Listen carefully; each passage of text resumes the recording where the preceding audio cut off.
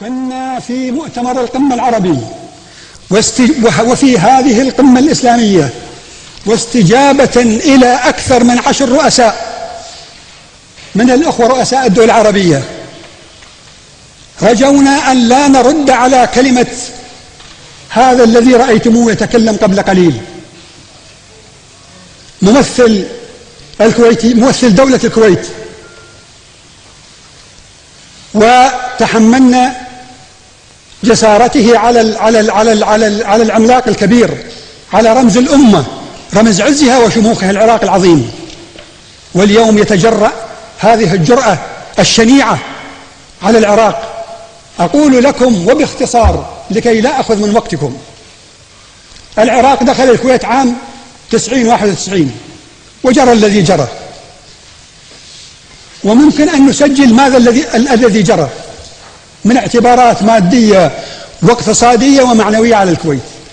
في كل عام من أعوام التي تلف ذاك العام، في كل عام يخسر العراق بسبب التآمر الكويتي، وبسبب خيانة الحكام الكويتيين وتآمرهم مع الصهيونية والإمبريالية، بقدر ما خسر الكويت ماديا ومعنويا 10 أضعاف.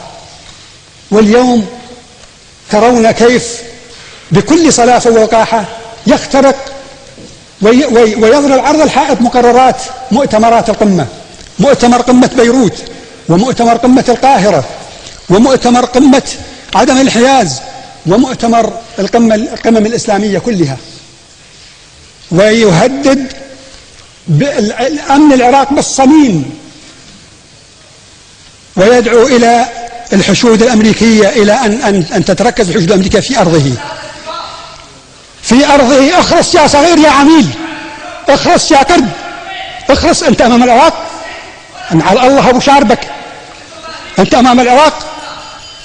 هذا الخائن.